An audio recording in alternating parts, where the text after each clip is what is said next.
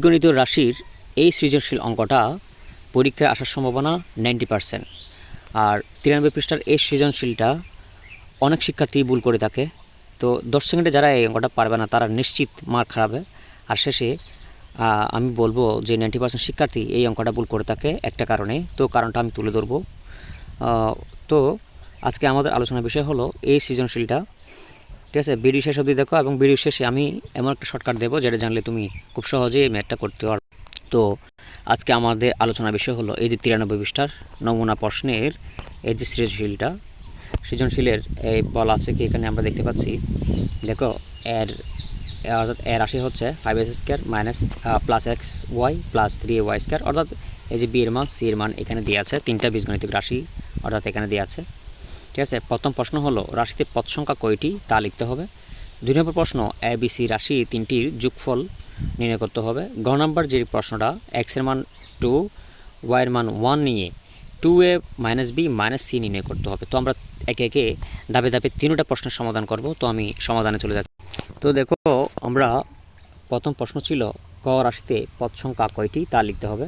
তো আমরা এ রাশিতে পদ দেখতে পাচ্ছি কয়টা, তিনটা। এই যে একটা, দুইটা, তিনটা। তো আমরা এই যে এ রাশির মধ্যে পদ আছে তিনটা। বি রাশিতে কয়টা পদ আছে? এ একটা, এ দুইটা, তার মানে দুইটি পদ আছে। এবং সি রাশির মধ্যে কয়টা পদ আছে? এ একটা, দুইটা এবং তিনটা পদ আছে। তো আমরা লিখতে পারি কীরকম, এ রাশিতে তিনটি, বি রাশিতে দুটি এবং সি রাশিতে তিনটি পদ আছে। এখন আমরা খ নাম্বার দেখব। খ নাম্বারে কী বলা আছে?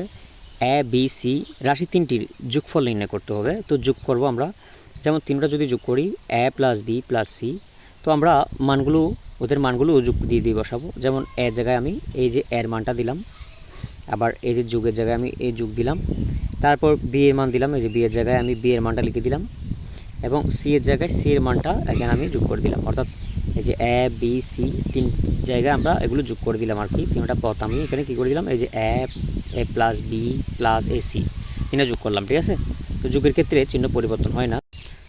যেহেতু চিহ্ন পরিবর্তন হয় না, সেক্ষেত্রে সব চিহ্নই কিন্তু বসে যাবে আর কি। তো আমরা দেখি এটা কীভাবে করা যায়। প্রথমে এই যে এই রাশিগুলো এখানে লিখে নিলাম, এরপর প্লাস দিলাম এখানে, আবার এই রাশিগুলো এখানে লিখে নিলাম, আবার প্লাস দিলাম, এই প্লাসটা দিলাম, আবার এই যে অর্থাৎ বন্ধনী ব্র্যাকেটগুলো তুলে দিয়ে আমরা এগুলো লিখলাম আর কি। যোগের ক্ষেত্রে কোনো চিহ্ন পরিবর্তন হয় না। ঠিক আছে, আবার মাইনাস থাকলে চিহ্ন পরিবর্তন হয়। তো আমরা কী করব, যেগুলো s² আছে সেগুলো আমরা এক পাশে লিখলাম। এই যে s², এই যে x², এই x² এগুলো আমরা এক পাশে নিয়ে আসলাম। এরপর XY যেগুলো আছে সেগুলো আমরা আলাদা করলাম। এই যে XY, এখানে 8টা XY আছে, মাইনাস এখানে 10টা XY আছে, এই যেগুলো লিখলাম। এরপর আমরা ওয়াইয়েরগুলো আলাদা করব।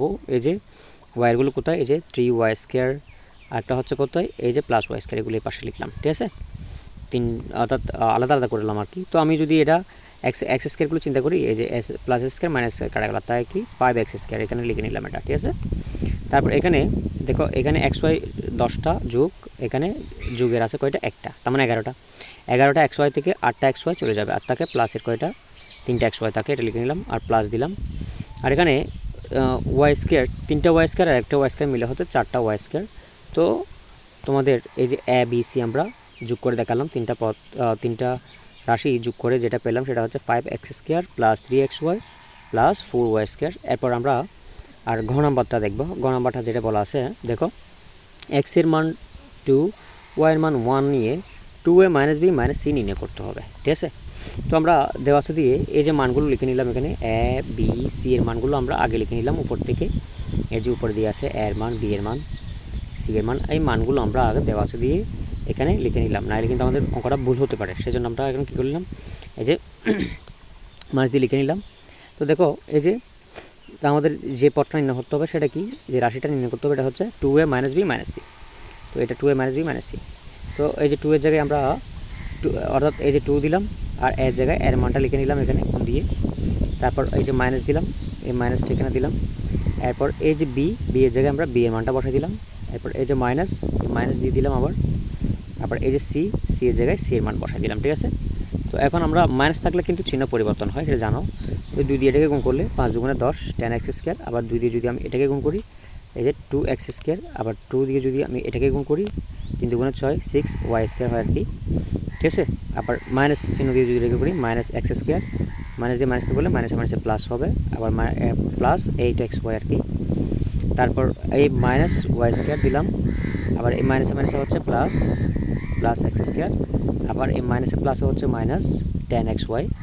ঠিক আছে, এতটুকু তো বুঝছো। তারপর আমরা এক্সেরগুলো আলাদা করে ফেলবো এখান থেকে। দেখো এই যে টেন এক্স স্কোয়ার এখানে একটা আছে, এই যে মাইনাস এক্স স্কোয়ার এখানে একটা আছে, আর হচ্ছে এই যে প্লাস এক্স স্কোয়ার এখানে আমরা এগুলো এক পাশে লিখে নিলাম। ঠিক আছে, এবার আমরা এক্স ওয়াইগুলো আলাদা করবো। এই যে এক্স ওয়াই হচ্ছে plus x y two x y এখানে লিখলাম, প্লাস এইট এক্স ওয়াই, আরটা হচ্ছে মাইনাস টেন এক্স ওয়াই, এগুলো আমরা এই পাশে লিখলাম। তারপর ওয়াই স্কোয়ারগুলো আলাদা করবো। ওয়াই স্কোয়ার হচ্ছে যে সিক্স ওয়াই স্কোয়ার, তারপর হচ্ছে এই যে মাইনাস ওয়াই স্কোয়ার আমরা এই পাশে লিখলাম। ঠিক আছে, আলাদা আলাদা রাশিতে বিভক্ত করলাম আর কি। তারপর আমরা এখানে কাটাছেড়া করবো। এই যে এস স্কোয়ারের সাথে এস স্কোয়ার গেলো, আর তাকে কয়টা 10টা, অর্থাৎ টেন এক্স এস স্কোয়ার হয় এখানে।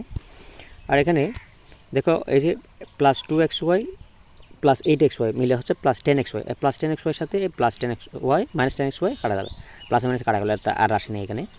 আবার এখানে ওয়াই স্কোয়ার এখানে ছয়টা থেকে একটা যাবে, আর তাকে সরি এখানে একটা মিস্টেক হলো, আমরা দেখি এটা। তো এখানে এই যে 6টা থেকে একটা গেলে আর 5টা টাকা কত, তো এখানে 5 হবে, এখানে একটা মিস্টেক হলো, 5 ওয়াই স্কোয়ার হবে। তখন আমরা মান বসাবো, মানগুলো বসে কীরকম পাই দেখো। আমরা এই যে রাশি, এই রাশির মান পাইছিলাম কি ten x square plus 5 y square. ঠিক আছে, তো আমরা এটা লিখে নিয়ে মানগুলো বসাবো, এতটুকুই কাজ।